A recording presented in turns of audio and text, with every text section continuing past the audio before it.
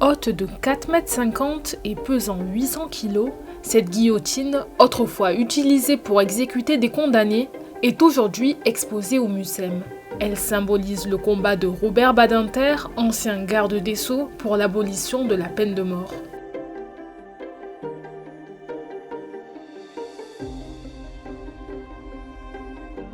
Quand Robert Badinter décide de donner cette guillotine au Musée des Arts et Traditions Populaires, dont nous sommes l'héritier, il demande à ce qu'on ne la montre pas au moins pendant 20 ans.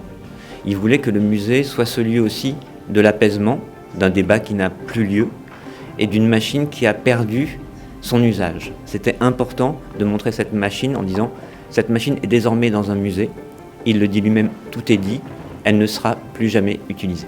Située dans la section Peuple en mouvement de l'exposition populaire, elle occupe une place centrale dans une salle dédiée aux luttes sociales. Une partie du discours prononcé par Robert Badinter en 1981 a également été retranscrite. Il s'agit de bien saisir aussi comment il va dans son discours, qu'on a présenté en partie en extrait à côté de la guillotine, défendre et permettre de réfléchir vraiment à ce que veut dire aussi des avancées. Bien que cette guillotine ait été utilisée pour la dernière fois en 1977 à la prison des Baumettes à Marseille, l'abolition de la peine de mort n'a été votée que le 9 octobre 1981. Pour l'occasion, cette exposition sera gratuite le 9 octobre prochain.